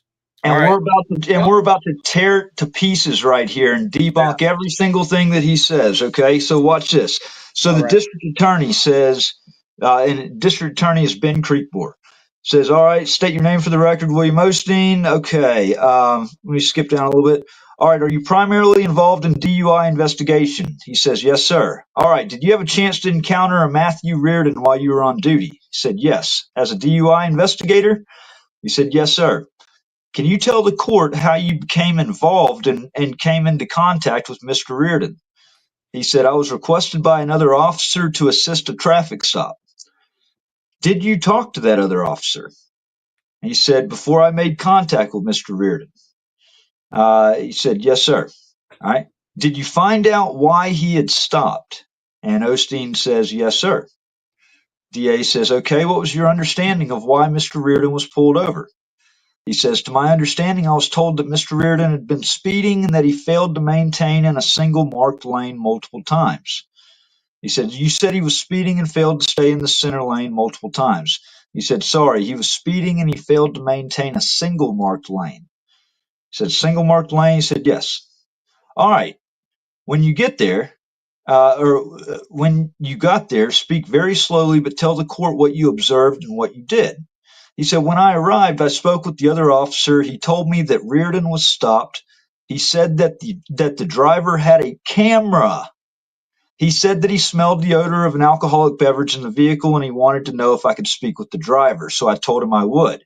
Let me stop right there real quickly. Don't you think it's funny that literally the first thing he says, it's more important to him to say that I was holding a camera than them smelling the supposed odor of alcohol. He could have always brought up the camera later, but you see, he comes right out the gate and starts talking about that I had a camera. Okay. Well, I went to the driver's side window and made contact with Mr. Reardon and immediately smelled the odor of an unknown alcoholic beverage in the vehicle. I went to make conversation with Mr. Reardon and saw him having a camera. And I asked Mr. Reardon if he was an auditor, and we kind of had a conversation about that. No, he didn't. He asked if I was an auditor. I said I don't answer questions. So we didn't have a conversation about that. And then right after, he said no. I said I smelled the odor of an unknown alcoholic beverage emitting from the vehicle. And so I asked Mr. Reardon to step out of the vehicle. All right, at some point, did you suspect that he was impaired by some substance? And he said, are you talking about other than alcohol? And DA says, yes, sir, other than alcohol. He said, not immediately, no. DA says, tell the court why you began to suspect that he was not under the influence of alcohol, but some other substance. And he said, so Mr. Reardon and I were faced at a point, and he was extremely jittery. And he said, stop moving. He was looking around a lot, and once Mr. Reardon stepped out of the vehicle, Mr. Reardon, I continued speaking with him at the rear of his vehicle. I couldn't only detect an odor of an unknown alcoholic beverage emitting from him, and so in my opinion was that he was probably under the influence of another substance. So because he couldn't smell alcohol on me at that point, immediately it was, okay, well, he must be under the influence of something else. It was never that I showed any signs of intoxication. Ostein's sole thing that he articulated and based it on was the odor of an unknown alcoholic beverage. Okay. So the DA says, did you notice anything specifically about his eyes? Now, check this out. He said his eyes were watery and glossy, and I could pinpoint that his pupils were very small. All right. Let me just go ahead and point this out right here. Okay. There was no alcohol in my system on the test. There was a trace, a absolute trace amount of methamphetamine. That was literally the only thing in my system. That was a false positive. We know that's turning out to be a false positive because one of the things, and my attorney has spoken about this, methamphetamine actually metabolizes as amphetamine as it breaks down in the blood. That's what I was going to say. I thought it was amphetamine. Yeah, there was absolutely no amphetamine in my system. There was just methamphetamine, a small trace amount. And so what that means is I either literally did it as I was getting pulled over, or it was a false positive result on the blood test all along, because there would be some level of amphetamine as it was metabolizing in the system. Okay. Yeah. The amount that was in your system was so pathetically low. Yeah. I mean, it was like 1/1,000,000th of a part, if I remember right. It was just ridiculous. Yeah. Well, and then here's where Olstein really, Olstein admits that he's not a drug recognition expert. He said that my eyes were pinpoint, were very small. My pupils were very small. Here's the thing. Somebody that's intoxicated, that's under the influence of methamphetamines, their pupils dilate. Their pupils don't get smaller, okay? So being that there was no alcohol in my system and no other drugs, if he's actually saying that my pupils were small, then that's clear indication right there that I was not intoxicated, Yeah. among other things. Okay. So, all right, was there any reluctance on Mr. Reardon's part about taking a intoxilizer or portable breathalyzer test?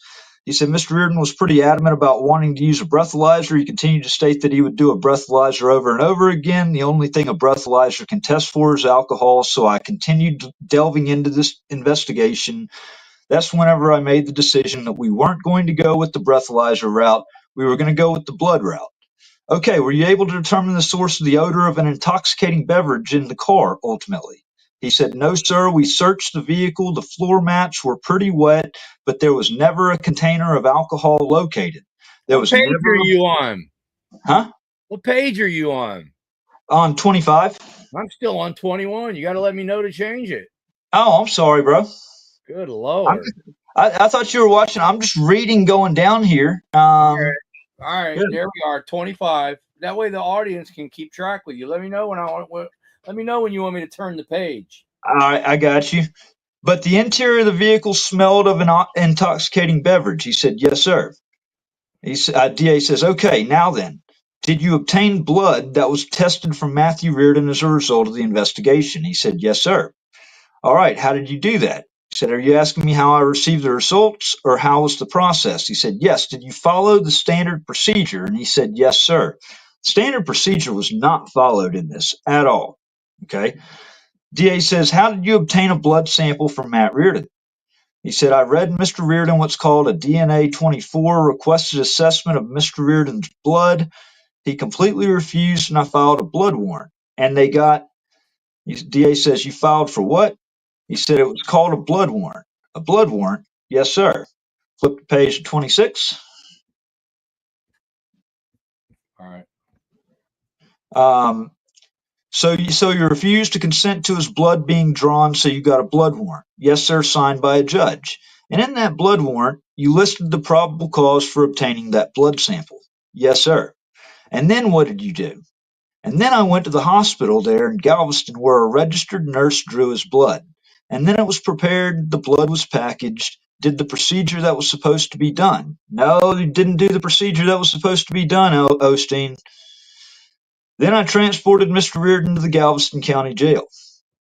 Okay, do you know what date you encountered Mr. Reardon where you charged him with a felony DUI? He said, let me see if I have the date. Project the image on the screen. Can you see that? Yes, sir. Basically, he says August 11, 2023. Go on down to, all right, go down to 27. Here's where it gets really good. Here's where Olstein really, screwed himself big time. So, a few more questions. Let me let the audience know something, man. I would make it bigger, but I literally don't know how, man. I'm not the brightest tech guy. I don't know how. So, all right. Well, hey, you know what? Hey, here's the thing. We can always put the link to this. I don't mind sharing this, like dropping the link to this freaking transcript in the description. Yeah. When it's over. And so if you want to actually look at it, read it yourself, I have no problem with that. So DA says, do you recall the toxicology report that came back from the blood submission?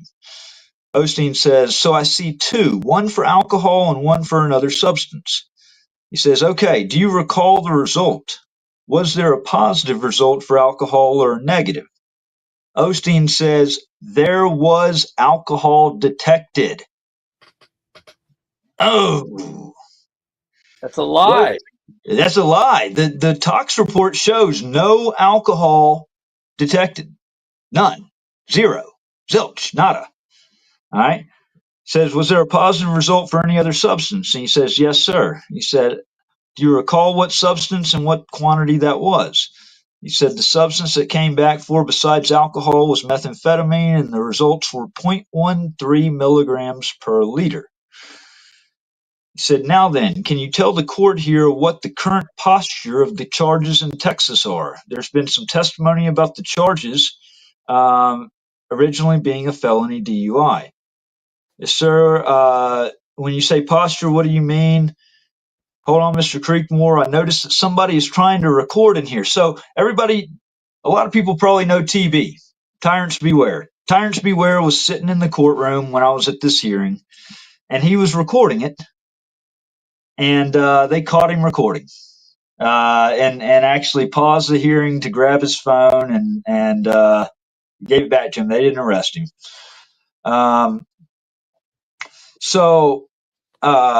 Going down to page 29. All right, cross-examination. Mr. Creekmore, would you? The judge says, Mr. Creekmore, would you hand me both toxicology reports? And Creekmore says it's a collective exhibit, Your Honor. I said, Your Honor, I'm going to object to the admission of the toxicology report. The witness never sent to the DA a blood warrant. The admission of the toxicology report is prejudicial. And the judge overruled me because he overrules every single argument that I make. So here's my cross-examination of Olstein. Oh, it's going to get good. Oh, yeah, it gets good. It gets good, and they keep cutting me off every time whenever I start asking questions that actually matter, okay? So I said, Officer Olstein, are you part of a task force with the Galveston Police Department? He said, which task force? I said, are you part of any task force with the Galveston Police Department? He said, yes, sir. And I said, what task force are those, if it's more than one? He said, it's called the Traffic Safety Unit. I said, okay, what exactly does that task force do?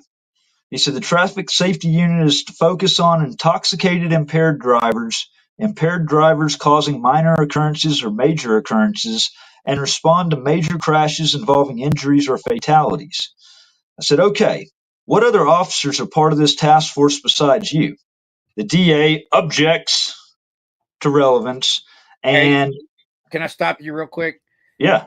Aaron asks, how'd you beat the 2-year prison sentence? We're going to get to that, Aaron. We're going to get right after this transcript. Yeah. I'm going to show you the order vacating it. So the DA objects to that, me asking who all else is on the Traffic Safety Unit. Of course, because the DA objected to it, he's going to sustain that. If I object to anything, he's going to overrule it.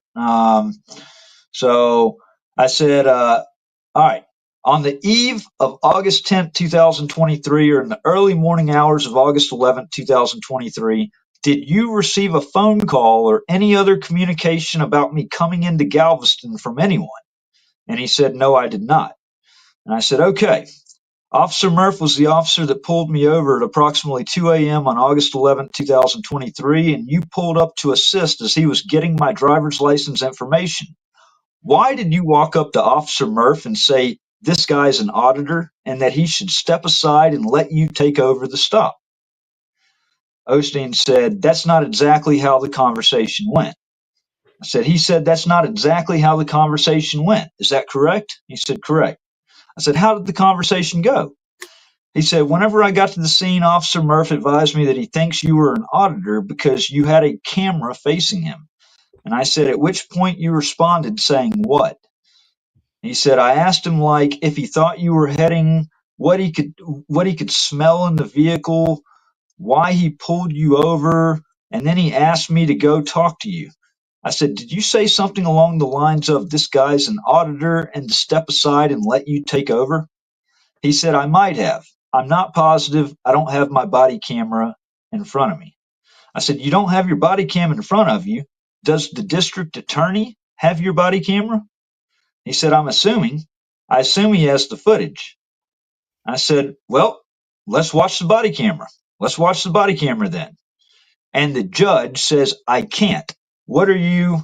I said, Your Honor, he said that he assumes that the district attorney has a copy of his body camera, and I would like to see the body camera. And the judge said, proceed with your questioning, and then we'll make a request on the camera later. Proceed with the questioning of the witness. I said, well, Officer Olstein, was your insinuation I'm going to completely stick it to this guy for exercising his rights under the First Amendment as a member of the press. He said, can you repeat your question, sir? I said, was it your insinuation that I'm going to completely stick it to this guy for exercising his rights under the First Amendment as a member of the press? And he said, no. I said, no. Prior to our engagement, have you ever had any dealings with First Amendment auditors? He said, yes, I have. I said, and what is your opinion of First Amendment auditors? And the DA, Creekmore, objects to relevance, and the court said, the judge, Judge Tollison, says that's not relevant. Let's stick to the issue at hand. I said, Your Honor, in the body camera video, Officer Olstein clearly makes the remark that this guy is an auditor and to step aside. This goes to Officer Ostein's feelings, his mindset in regards to me being a First Amendment auditor, and what type of prejudicial feelings Officer Olstein has going into the matter. The judge says, if you have any questions about the stop, the blood test, the results of the blood test, or any of that process, you can ask that, but this is going outside of the area that we're focused on today. Okay? Do you have any other questions? In other words, we've got this whole thing already designed for you to fail. It's already, this is a kangaroo court, and we're going to tell you what questions to ask. It's ridiculous. I said, Officer Olstein, do you believe it's important for people to record the police? Yeah, he said, do I think it's important? I said, yes. DA objects to relevance, and the judge says, did he say court the police or record? And I said, to record the police. Judge says record. Okay, that is not relevant. Disregard the question and move on to your next question, Mr. Reardon. And then my public pretender attorney steps in and says, Judge, may I have a second with my client as his advisor? And comes in and tells me I need to stop asking questions. This guy wanted me to literally ask Olstein one question and ask him if the current charge is still pending, if it's a felony or if it's now a misdemeanor, and then just say no further questions and sit down. I was like, dude, hell no. Absolutely not. You're trash. They were all against you, man. Yeah. Huh? They were all against you, man. Even your pretend lawyer. Yeah. Yeah. So, okay, a few more questions, Officer Olstein, and I'll be done. Are you currently or have you ever been on the Brady list? He said, have I ever been on the Brady list? I said, correct. No, sir. Have you ever been under investigation or fired from any other department for lying? He said, no, sir. I said, was there a call for service? Did you receive any phone calls about me coming into Galveston? I'm going to reiterate that. And the DA says, asked and answered, Judge.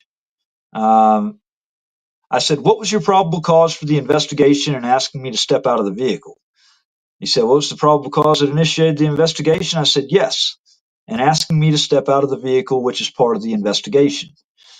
He said, so those are two different questions. I've answered the first question by stating that there was an odor of an unknown alcoholic beverage emitting from the vehicle. The driver, Mr. Reardon, he was very edgy, and he did start looking around, and he had pinpoint pupils, talking extremely fast. And the second question, getting you out of the vehicle to ask Mr. Reardon to step out of the vehicle to assist in the investigation. And by him stepping out of the vehicle and having a conversation outside of the vehicle, that was starting to see if I could still detect the odor of an unknown alcoholic beverage emitting from him or coming from the vehicle. So I said, okay, now are you a drug recognition expert? And were you a drug recognition expert at the time of the arrest? And he said, I am not a drug recognition expert, nor was I one during the arrest. And I said, interesting. So it's safe to say that your specialty is in alcohol, correct? The effects of alcohol. He said, can you repeat your question? I said, you specialize in the effects of alcohol and determining the intoxication by alcohol, not drugs. He said, I'd say your question is somewhat confusing. I said, it's very simple, officer. The judge said, let him answer the question. You've asked the question. Let him answer. You can proceed, Mr. Olstein. Sorry for ruffling your feathers. I'm sorry. I thought someone was speaking in the background. Okay. Do you need him to repeat his question? Can you please repeat the question? In other words, give me another minute to think about it. Yeah. So I said, you specialize in detecting the presence of alcohol, not drugs then, correct? He said, it's more so of detecting impaired drivers. I said, but you just said you're not a drug recognition expert. Why are you not a drug recognition expert? He said, I'm not on that course yet. And I said, and how long have you been on this traffic safety unit? He said, for just over 1 year. I said, Officer Olstein, were you demanding that I take a breathalyzer, or was it me that was demanding to take a breathalyzer? He said, you were demanding to take a breathalyzer. I said, you and your supervisor both stated that none of the officers have portable breathalyzers. Why is that? He said, myself and my supervisor and Officer Murph, we have several working breathalyzers. So I'm a little confused about that. I don't know if that right there was a typo on the court reporter, because that's, or if he actually said that, that him and his supervisor and Officer Murph have several working breathalyzers. That's, I don't know what happened right there. I said, why does the traffic safety unit that specializes in making DWI arrests not have portable breathalyzers? He said, because we don't need it in the state of Texas, because portable breathalyzers aren't admissible in court. And I said, but they're a great way to determine the presence of alcohol. Wouldn't you agree? And he said, if they're calibrated correct. I said, are you aware that the majority of the departments around Galveston, Texas employ the use of portable breathalyzers? The DA objects. The court sustains. Mr. Reardon, any other question about this incident? Let's speak to this and the incident we're talking about. I said, why did you not take me to the police department to do a breath test? And he said, after further investigating, I felt you were under the impairment of more than alcohol. I said, but how could you know that if you're not a drug recognition expert? And he said, because you don't have to be a drug recognition expert to be a drug recognition expert. You need the certification, and I don't have that. Now, one of the things about Texas law when it comes to DWIs is if it's for a drug, they have to have a drug recognition expert, or it invalidates it. It's a major component to have the probable cause to actually go forward. He's admitting he's still to this day not a drug recognition expert. I said, Officer Olstein, do you believe in road fatigue? And he said, please explain. I said, road fatigue is in driving long distances and the effects of road fatigue. DA objects. Once again, the court sustains. I said, I'm about to wrap it up here. I got two more questions. The first one is, how did you even find out about the DUI in Lafayette County in 2021? He said, say that again. I said, how are you even informed of the DUI in Lafayette County in 2021? He said, from your criminal district. I think he said from your criminal history, and I feel like that was transcribed wrong by the court reporter. Are you still on page 38? I'm on 39 now. Just got into 39. All right. So, are you sure about that? He said, the DUI you had in Lafayette County? I said, in Lafayette County, Mississippi, yes. He said, yes, I officially found out from your criminal district. I said, okay, final question. The felony driving while intoxicated that you charged me with. Yes, sir. Was dismissed May 24th, 2023. Is that correct? Have you seen the order of dismissal? He said, May 24th, 2023. No, sir. I said, you've not? He said, May 24th, 2023 was before. And I said, May 24th, 2024. I'm sorry. So I have not seen the dismissal personally. No, I've not. I said, okay, but currently now the charge is pending as a misdemeanor, correct? He said, yes, sir. And I said, no further questions. So I think we're good on that. Basically, that's, I think that highlights what a lying sack of shit that Officer Olstein is, and you can see it in the original video. But you can also see how unfair and tilted the kangaroo court was, as I like to call it, the circus court. It's not the circuit court in Lafayette County, it's the circus court. So go ahead and so I'm given 2 years in prison for this. Okay. It was an illegal sentence. Let's go ahead and go to the next one, which is the order vacating the illegal sentence. And we'll just go through that real quickly. And then I've got a special surprise for y'all right here at the end. So let me make sure I got this straight, because this is kind of hard to keep up with. After this hearing, they found you guilty of violating your release conditions that were previously on you, and they gave you 2 years to serve in prison. Yes. So they based on me being charged with a felony DWI originally, even though it was dismissed over in Galveston before I even got extradited. Just simply because Galveston had initially charged me with a felony is the sole reason why they revoked me and gave me 2 years in prison. Because, see, a misdemeanor is considered a technical violation. A technical violation, they can only give me a maximum of 120 days in a technical violation center for the commission of a technical violation, which would be a misdemeanor, committing any misdemeanor. The only way that they could actually give me 2 years in prison is by looking at it that they had proved their case that I committed a felony, and they never did. And in fact, the misdemeanor is going to get beaten 100%. But, just even assuming that I did break the law in Galveston, which I didn't, okay, this could have never been considered anything more than a technical violation. So this is where, after being in prison from August of 2024 until January 22nd of this year, the sentence was vacated. No, it's not that one. It's the third link on that email, Harvey. Third one? Yeah. Look, I figured out how to make it bigger. Look. Did you? Yeah, it's a lot bigger. I did that before I shared my screen, and now you're saying this ain't the right one. Dang it. Well, no, we just went through that. So we'll put the links to those in the description.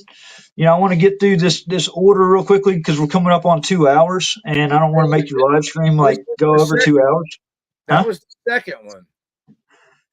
Yeah, so we went through the first one first, real quickly. There's several pages where I put the state on notice that they were using false and fictitious information, and then I had you go to that second one. Here is the order vacating my unlawful prison sentence. That's what you want? That's what I want. Okay, good. Got you, Brand. I'm with you. Bear with me. Okay, there's two and everybody listening, okay, as soon as I get through this order, I've got a special treat for you. These public officials get exposed. The hammer gets dropped in a way like never before. Just wait until you hear what's coming on right here at the end. See, now it's not giving me the option to make it bigger like it just did. All right. Well, and I can read it. I can read it for them. I'm finna put it on the screen. Okay. This is order vacating unlawful sentence. So there it is. There it is. So my post-conviction relief was filed by a attorney named Jake Howard with the MacArthur Justice Center over in they're out of Chicago, and he's also got a local office in Cleveland, Mississippi. Okay. Filed a phenomenal post-conviction relief on this. Knew that this was completely wrong. So and the court actually acted fairly quick. I mean, the DA took to the last damn second, after everything that he did. But here's the order that came out. It was filed January 21st, 2025. Order and judgment. This matters before the court on petitioner Matthew Reardon's motion for post-conviction relief. In the motion, Mr. Reardon alleges, among other things, the order revoking his probation and imposing 2 years of his suspended sentence in criminal cause number LK22-358 is unlawful because the sentence imposed exceeds the maximum term of imprisonment authorized by the probation revocation statute 47-7-37. Mr. Reardon asked the court to vacate the 2-year sentence, resentence him to 120 days time served, give him credit for all additional time spent incarcerated, release him from prison, and reinstate him to unsupervised probation. The state filed a response to Mr. Reardon's motion and indicated that it does not oppose his request for relief. Having considered Mr. Reardon's motion, the state's response, the relevant authorities, and the record in the cause number LK22-358, the court finds that the motion should be granted. It's therefore ordered and adjudged that petitioner Matthew Reardon's motion for post-conviction relief is hereby granted. Pursuant to both Mississippi and Texas law, the court's finding that Mr. Reardon committed the offense of driving under the influence in Galveston, Texas, is a finding that he committed a misdemeanor. A misdemeanor is a technical violation of the conditions of Mr. Reardon's unsupervised probation. This was the second revocation of Mr. Reardon's probation for one or more technical violations, and thus the maximum period of imprisonment authorized by law is 120 days. For this reason, it's not letting me switch to the second page. Is that a different link, the second page? So on the folder, when you click that link, it brought up a folder and it had both of those as a JPEG image in it. Yeah. It had both of them in there. You're right. Okay, so here's the second one. Yeah. I couldn't. There it is. I couldn't figure out why it wouldn't let me. All right. I figured out how to make it bigger too, y'all. Look at that. Hell yeah. For this reason, the 2-year sentence imposed in the July 18, 2024 order revoking Mr. Reardon's probation in criminal cause number LK22-358 is hereby vacated. Mr. Reardon is hereby resentenced to 120 days in the custody of the Mississippi Department of Corrections for the second revocation of probation for one or more technical violations. Mr. Reardon has served more than 120 days in the custody of the Mississippi Department of Corrections. Therefore, unless he's held pursuant to some other sentence or detainer, he shall be released immediately from the custody of Mississippi Department of Corrections. Mr. Reardon shall also receive credit for each day over 120 days that he's served in custody as a result of the revocation. Mr. Reardon is hereby reinstated to the 5-year term of unsupervised probation that he began serving on September 30th, 2022. All conditions of unsupervised probation shall remain in force, including Mr. Reardon's banishment from Lafayette County. The clerk of the court is directed to promptly send a certified copy of this order and judgment to the Mississippi Department of Corrections. So ordered and adjudged the 21st day of January. Circuit Court Judge Gray Tollison. Bam. Bam. Bam, bam, bam, bam, bam. So I want you to click on that fourth link. So that was just 3 weeks ago they signed that, and you were released from prison on what day? On a Wednesday. Which was what, 2 weeks ago? It was Wednesday, the 22nd of January. Yeah. Yeah. Hell yeah. So I think we should show them that fourth link. And I think we'll close it out, actually, unless you got something else you want to talk about real quickly before you click on that link. I think that link is going to be the best way to close this thing out and drop the hammer like it's never been dropped on these people. What fourth link? There's only 2 there. Oh, okay, No. okay. I got you. I know what you're talking about. Okay, so we'll get rid of that. The fourth link. Okay. I got you.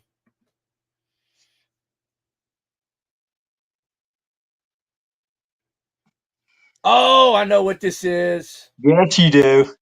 All right. Yeah, this is pretty cool. Yeah, this is going to drop the hammer on this on this corruption. This is a new way. This is an epic way to truly expose the corrupt state actors.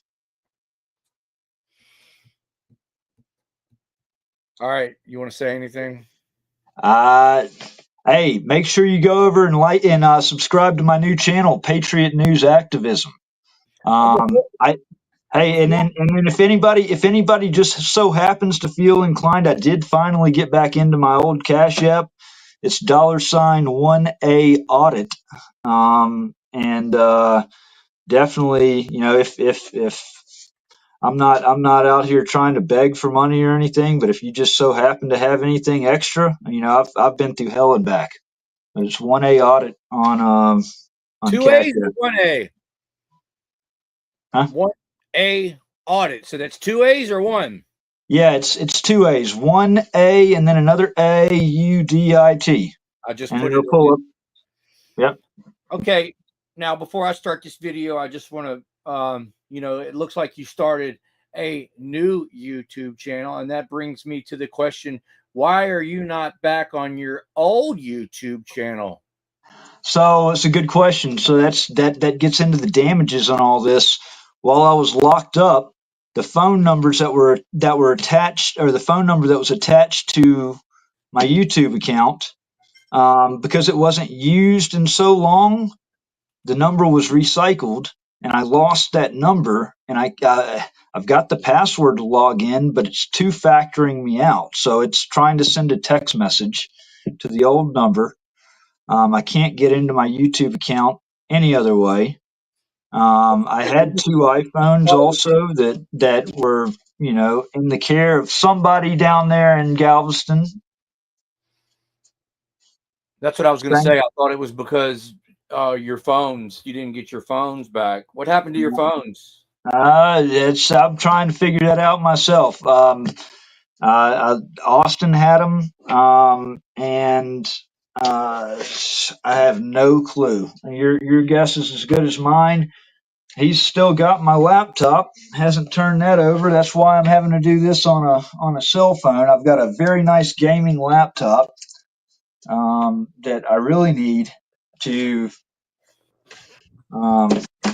really do my video production and shit. So if anybody ever talks to Good Citizen News, Austin Lewis, tell him that Matt Reardon wants his phones and laptop back. We've been not successful in getting it so far. Correct? Correct.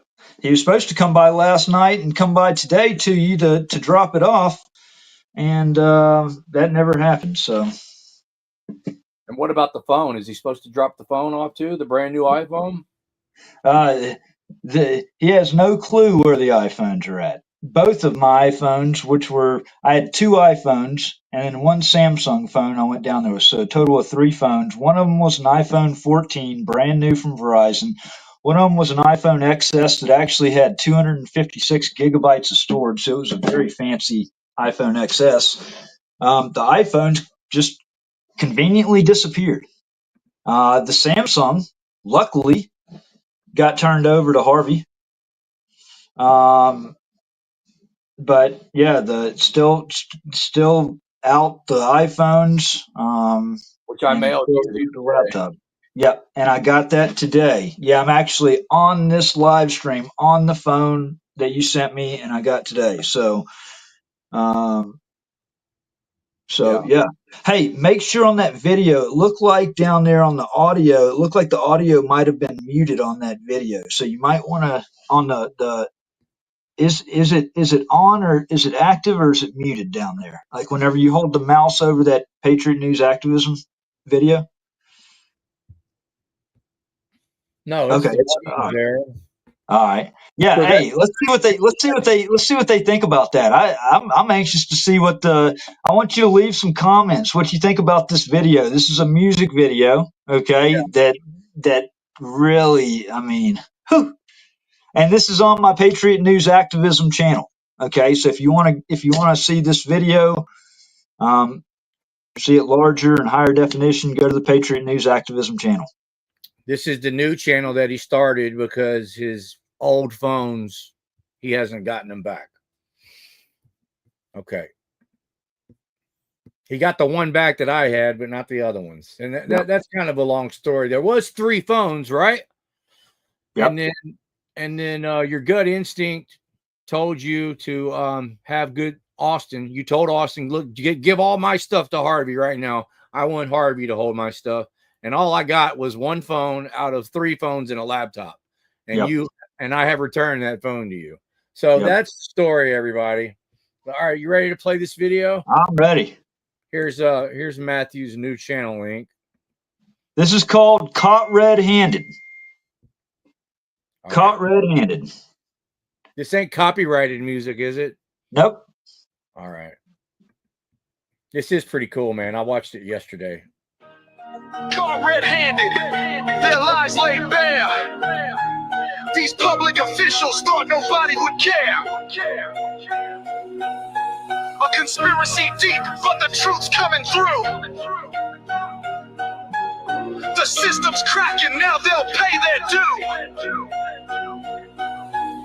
Lies and corruption, they thought they'd control, but justice is burning, exposing their soul. They built this on deceit, but their cover is blown. Now the guilty must answer for the seeds they've sown. Down in Galveston, it started that night. Olstein and Reardon turned wrong into right. Said I was drunk, claimed the smell in the air, but no alcohol touched me, their proof wasn't there. They locked me up 11 months in a cell, fabricated charges of personal hell. They twisted the law, made me a pawn, but their conspiracies unravel and it won't last long. A growing plot, their power abused, but I'm breaking the chains, their lies are diffused. The truth's on my side and it's ready to speak, exposing their game, bringing justice to the weak. Caught red-handed, their lies laid bare. These public officials thought nobody would care. A conspiracy deep, but the truth's coming through. The system's cracking, now they'll pay their due. Lies and corruption, they thought they control, but justice is burning, exposing their soul. They built this on deceit, but their cover is blown. Now the guilty must answer for the seeds they've sown. Extradited from Galveston back to Lafayette, 2 weeks before trial, the lies were set. Then Ben Creekmore played his false hand, fictitious evidence in his corrupt plan. Judge Tolleson fell for the charade they showed. 2 years in prison, down a dark road. Olstein hit the stand, swore oath after oath, but his lies cracked under the weight of my growth. July 18th, they thought they'd won, but justice don't sleep, the truth has begun. Their house of cards is shaking, ready to fall. I'm standing tall, calling out them all. Caught red-handed, their lies laid bare. These public officials thought nobody would care. A conspiracy deep, but the truth's coming through. The system's cracking, now they'll pay their due. Lies and corruption, they thought they control. Sentence vacated, exposing their soul. They built it on deceit, but the cover is blown. Now the guilty must answer for the seeds they've sown. Candy Beavers, Hobie James played the dirty part.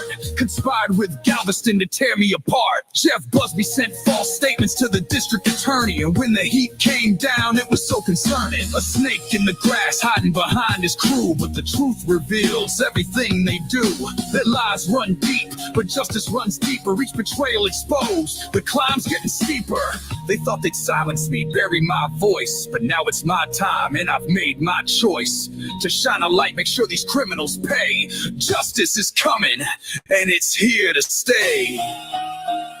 I lost it all, but I've still got the fight.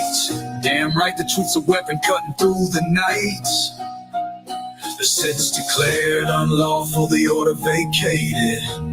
I'm vindicated, liberated, and of course I'm elated. Caught red-handed, their lies laid bare. These public officials thought nobody would care. A conspiracy deep, but the truth's coming through. The system's cracking, now they'll pay their due. Lies and corruption, they thought they control. Sentence vacated, exposing their soul. They built it on deceit, but the cover is blown. Now the guilty must answer for the seeds they've sown. Yeah, over again. Damn right, the truth's a weapon, cutting through the night. The sentence declared unlawful, the order vacated. I'm vindicated. That was awesome, man. Hey, I love it. I hope it does go viral. It needs to go viral. Something like that needs to go viral. They need to hear it from somebody else that they know sharing it because they think it hits so hard. That's what that song, what that video needs to do. There was actually some footage in there that I was wishing we had earlier because it showed, you know, after you got arrested for the fake DUI and then we bonded you out, you went back up to the police department to get your keys that they supposedly had, and they immediately arrested you again. And you had that footage in that song, man. Yeah. In fact, the phone that I got from you today actually has evidence on it of them calling of them baiting me to the department, of the towing company admitting that Galveston had the that they didn't have the keys, and that Galveston police had the keys. I never got a chance to publish that evidence because I was obviously locked up. So, yeah. Let's watch it again. All right. That shit was awesome. Let's watch it one more time. Let's do it. I don't screw it up.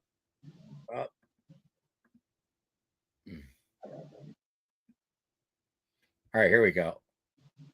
Yeah, I want y'all to notice that when they're arresting him, he's in the lobby of the Galveston Police Department. He had just bonded out for the fake DUI. He went up there to get his keys, and they came out there and arrested him because Mississippi called them and said, lock him up. He violated this bullshit probation conditions for a charge, for a felony stalking charge for you recording the mayor at City Hall. Hey, let me interrupt real quickly. So Bobby Kennedy's actually commenting in. I'm getting notifications from Bobby Kennedy the troll. Yeah. Watching this on you and Harvey live. Let's see. This is badass. Matthew, job well done. You had your boys inside write this for you. Glad to see you were out, Matthew. I know the entire story like I told you on the phone. Sorry that was all and did happen to you. I know you was wronged in a horrible way. It's so much worse than what you actually think. I know it is. I'm from Mississippi too. Mississippi sucks too, man. Yeah. Yeah. All right, let's watch it one more time. Yeah, Bobby kind of flips back and forth, man. He started out as a supporter, then he turned into a troll for a little while, and he you never know what to expect from him. I don't honestly think that I know we had suspicions that maybe he called the law and told the law that you were coming, but I think it was Mississippi that did that to you. I don't think it was. Yeah. You know what's great? Hey, you know what's great about Mississippi? What's that? Absolutely nothing. Yeah, I'm from Mississippi too, and I left. Mississippi blows. It's the worst state in the whole country. It is oppressive. Yeah. They hate civil rights. I mean, yeah, it's in my opinion, man, it's like one big freaking what's the word I'm looking for? It's one big dumpster dive. One big cult, man. If you ain't in it, man, you're getting screwed, man. I've been through it. All right, we're watching this one more time, and then we're ending this because we're losing people fast. Red-handed, their lies laid bare. These public officials thought nobody would care. A conspiracy deep, but the truth's coming through. The system's cracking, now they'll pay their due. Lies and corruption, they thought they'd control, but justice is burning, exposing their soul. They built this on deceit, but their cover is blown. Now the guilty must answer for the seeds they've sown. Down in Galveston, it started that night. Olstein and Reardon turned wrong into right. Said I was drunk, claimed the smell in the air, but no alcohol touched me, their proof wasn't there. They locked me up 11 months in a cell. Fabricated charges of personal hell. They twisted the law, made me a pawn, but their conspiracies unravel and it won't last long. A growing plot, their power abused, but I'm breaking the chains. Their lies are diffused. The truth's on my side and it's ready to speak. Exposing their game, bringing justice to the weak. Caught red-handed, their lies laid bare. These public officials thought nobody would care. A conspiracy deep, but the truth. Right here, that's days after his DUI. He went up there to get his keys, and they arrested him again. Yep. And then he wasn't free for what, 2 years after this? Yeah, and that video is on Good Citizen News under the live because he was filming live, and you should screen record that and put it on your channel, bro. Yeah. Oh no. Coming through, the system's cracking, now they'll pay their due. Lies and corruption, they thought they control, but justice is burning, exposing their soul. They built this on deceit, but their cover is blown. Now the guilty must answer for the seeds they've sown. Extradited from Galveston back to Lafayette 2 weeks before trial, the lies were set. Then Ben Creekmore played his false hand, fictitious evidence in his corrupt plan. Judge Tolleson fell for the charade they showed. 2 years in prison, down a dark road. Olstein hit the stand, swore oath after oath, but his lies cracked under the weight of my growth. July 18th, they thought they'd won, but justice don't sleep, the truth has begun. Their house of cards is shaking, ready to fall. I'm standing tall, calling out them all. Caught red-handed, their lies laid bare. These public officials thought nobody would care. A conspiracy deep, but the truth's coming through. The system's cracking, now they'll pay their due. Lies and corruption, they thought they control. Sentence vacated, exposing their soul. They built it on deceit, but the cover is blown. Now the guilty must answer for the seeds they've sown. Candy Beavers, Hobie James play the dirty part. Conspired with Galveston to tear me apart. Jeff Busby sent false statements to the district attorney, and when the heat came down, it was so concerning. A snake in the grass hiding behind his crew, but the truth reveals everything they do. Their lies run deep, but justice runs deeper. Each betrayal exposed, the climb's getting steeper. They thought they'd silence me, bury my voice, but now it's my time, and I've made my choice to shine a light, make sure these criminals pay. Justice is coming, and it's here to stay. I lost it all, but I've still got the fight. Damn right, the truth's a weapon cutting through the night. The sentence declared unlawful, the order vacated. I'm vindicated, liberated, and of course I'm elated. Caught red-handed, their lies laid bare. These public officials thought nobody would care. A conspiracy deep, but the truth's coming through. The system's cracking, now they'll pay their due. Lies and corruption, they thought they control. Sentence vacated, exposing their soul. They built it on deceit, but the cover is blown. Now the guilty must answer for the seeds they've sown. Yeah, over again. Damn right, the truth's a weapon, cutting through the night. The sentence declared unlawful, the order vacated. I'm vindicated. Hey, much love. I appreciate everybody out there that subscribed to my channel, that has stood beside me from the beginning, that's believed in me, and I just want to say God bless. God bless our homeless vets, but God bless you. And yeah, make sure you subscribe over to Patriot News Activism. I was hoping I could get back into Lafayette County Audit today. Doesn't look like that's going to happen. I mean, I may still be able to get back into it, but for now, we're going to go ahead and build it up on Patriot News Activism. Make sure you give Cliff a shout out too, man. He helped a lot. Absolutely. Cliff, Daisy May, hey, look, these, they have been absolutely just God-sent angels, okay? Harvey has contributed a good bit to my legal defense and my bond. And Harvey, I appreciate everything that you've done. Anybody that has donated, has assisted in any way, I appreciate you. I love you. Yeah, I mean, we've got to. This is how important freedom is. Freedom doesn't come free.